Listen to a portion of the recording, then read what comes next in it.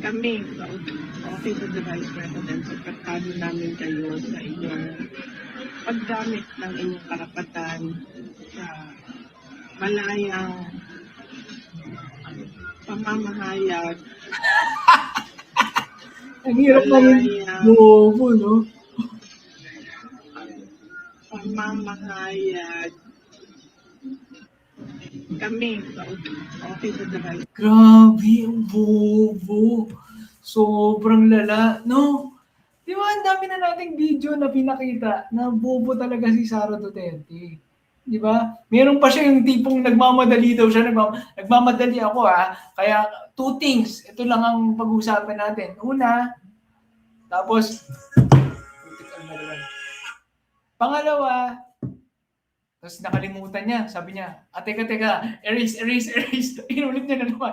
Okay, nandito po tayo para two things ang tatakil natin.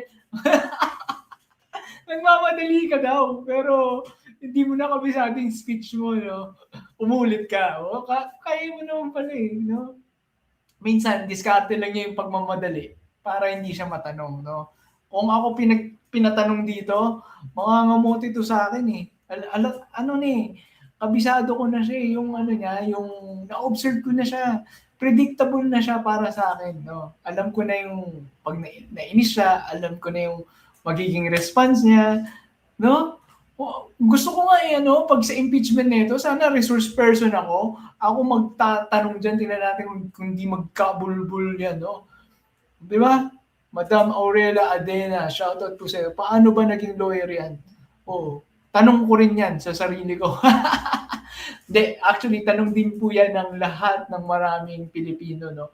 Paano ba naging lawyer yan, di ba? Kayo ba naniniwala kayong lawyer yan? Ako, hindi eh. Di ba? Sabi naman po ng iba, hindi daw siya naging litigator, hindi siya naging litigation lawyer, hindi siya nakapag-practice, kumbaga, hindi niya talaga nagamit yung pagiging abogado niya. Pero, dapat kasi, pag nag-aaral ka pa lang sa college ng abogasya, marami nga dyan, mga hindi nakapasa eh. At least, yung thinking mo, di ba? Di ba? Parang magka-level lang sila ni Chis Escudero. No? Forthwith. Ano po sa English ang forthwith? Bound. Kasi may sinabi siya hindi. Ang gulo ni Chis Escudero, under the bounds of law. Parang yun ang, pero pag sinerch mo sa Webster Dictionary, yung forthwith, ang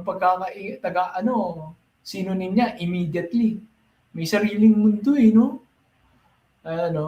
Hello, papasa ka ba sa abogado kung bobo ka? Yan. Sabi ni Taurus, I4F. Ewan ko kung siya, Duterte supporter ba tong si Taurus? Grabe ka naman, host. Ayan, Duterte's BDS nga to. Sige. Para sabihin mo na hindi, baka sabihin mo na gumagawa kami ng lang dito, gawa-gawang kwento. O ikaw mag-explain nito ikaw maggawa ng explain nito. Pakita ko lang po sa inyo. Gusto kong pakinggan ng iyong side, no? Dapat malaman namin Dapat malaman namin kung ano sa tingin mo to. Dala. Uy, wala. Ano ba to? Panalo. Okay, mamaya na yan. Alright.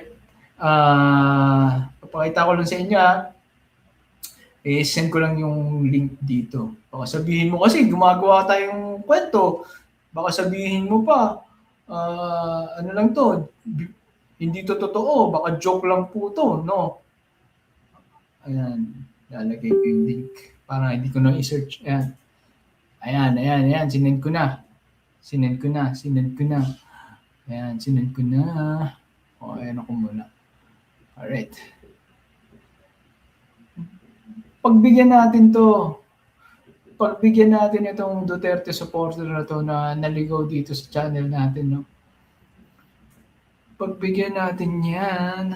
Ayaw masend. What's happening? Mahina yung signal. Ano natin? Connect tayo din sa isang data. Yan. Yun. Connected.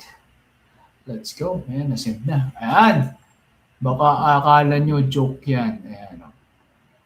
Ikaw panoorin mo to bibigyan kita ng chance i-explain to. English sa bobo. Ikaw ang mag-explain nito para sa amin. Kami po ang makikinig sa iyo. Gusto mo umakyat ka pa dito. Papakitin kita, explain mo to. Okay. Ito, explain mo Ayan. Yan. Pwede naman siguro ganito kalaki. Medyo malaki. Ayan. Ayan, na-explain mo to Play ko na Play ko na.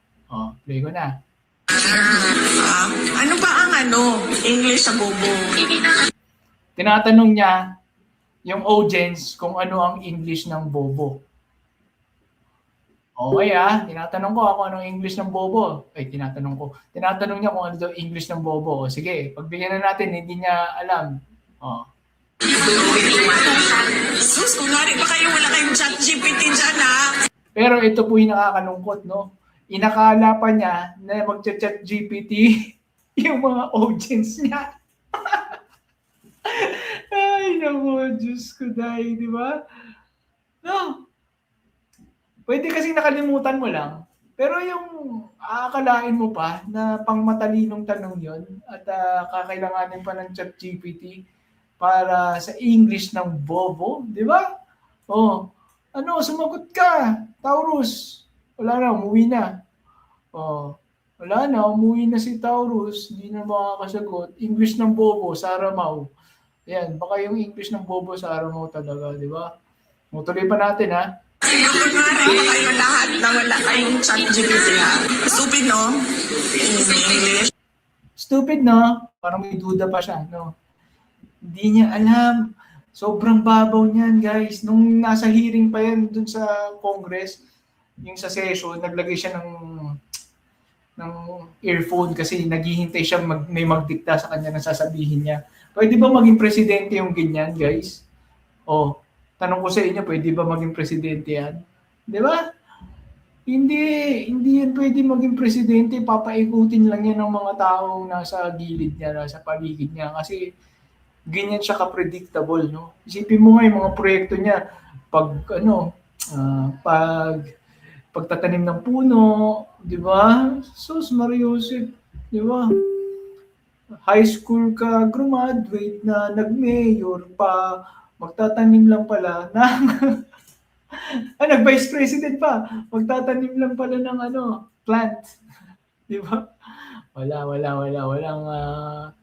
may bago yan Di ba? May bago yan, guys. May bagong proyekto yan. Hindi, malamang hindi yun proyekto, pero posible na-invite lang siya dun sa project na yun. Di ba? Ito po, sana proud ka dito, Taurus Duterte. Sana maging proud ka dito kasi ipapakita akong project ng iyong iyong idol, no? Ayan, panoorin. Tingnan natin Yan. Ito. Maiinis ka na naman dito. Dito ka lang, huwag ka aalis Huwag ka aalis dito. Dito ka lang. Ito. Alright. Nasaan na? Ito. Proud na naman sila dito. Grabe. Ayan, ito. Yari ka dito, guys. Yan. Ayan. Lakihan ba natin? Pwede na yan? Malaki na naman yan, no? Kita na, no? Proud ka ba? Duterte! Let's go! Ayan, tinan mo. Alright. Ayan, sabi look, Vice President Sara Duterte attended the opening of a new covered basketball court in Kawayan Town in Masbate. Duterte. Alam niyo yung mga basketball court, proyekto po yan ng mga barangay, no? Mga barangay officials, no? Mga DDS, sabi ni Jess Falsis, basahin po natin yung sinasabi ni Jess Falsis, mga DDS, ang mga basketball court usually paboritong projects na gawin o i-request ng mga kapitan. Mga barangay. Uy, putik, ang lupit ha. I think bagay na bagay maging barangay captain si Sara Duterte. Let's go! Sara Duterte. Huwag kayo iyak mga didi sa compliment yan. Alright. Sara Duterte, no, pang basketball court na lang ang mga proyekto. Hindi kasi makaisip ng ano eh. Wala. Yung level ng thinking ni Sara Duterte nandito lang.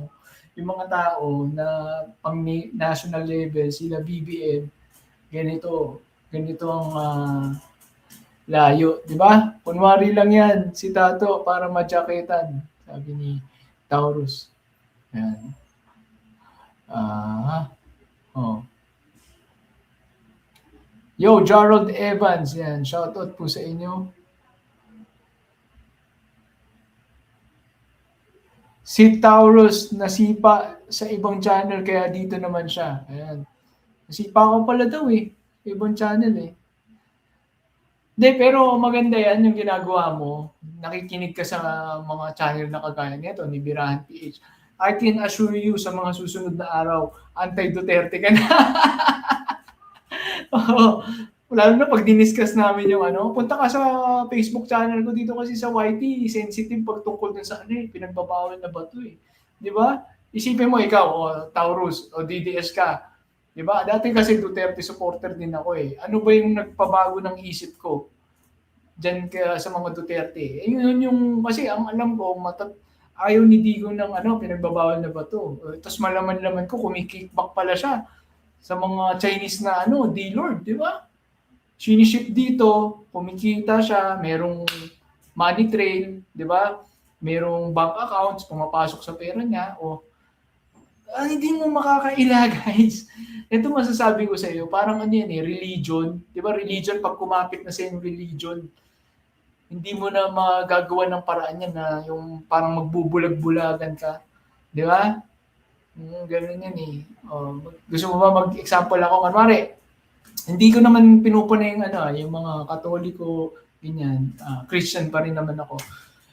Ganito kasi, di ba? Una, di ba may mga santo, di ba? Dati naniniwala tayo diyan. Ayan, kakatapos lang ng translasyon ng Nazareno, di ba? Dati nakikibuhat tayo. Pero nung nalaman ko sa Bible, na bawal pala yun, yung buhat-buhat, libo-libong taon nang nagbabala, no, na wag ilalagay mo yan sa shoulder mo. Ngayon, parang ilag na ilag ako makapasok sa ano. Simula nung nabasa ko yung mga yun, di ba? At walang namimilit sa akin, no. Belief na yun na kumapit sa iyo, di ba? Ganun din, dati Duterte supporter po ako. Ngayon, natuklasan ko na nagbebenta kumikickback siya sa bentahan ng ano, bawal na ba to? Anong gagawin ko, pre? Kahit bigyan mo kong 1 bilyon ngayon, hindi ko susuportahan yan. Di ba? Hindi ko susuportahan yung Duterte na yan. Kahit operan mo ko ng 1 bilyon. Kasi, hindi kaya ng konsensya ko. Yun ang problema. Di ba? Opera niyo ako. Baka magbago isip ko. Hindi talaga eh. 1 bilyon. Suportahan mo ang mga Duterte. Wala eh, hindi ko talaga magagawang suportahan yan eh. Ano pa naman yung buhay ko, maalwan pa naman, kaya ko pa naman na kumita ng pera, ng medyo marangal-rangal, di ba? Sa YT, kaya mo kumita ng 1M eh, sa isang buwan eh, mahigit, di ba?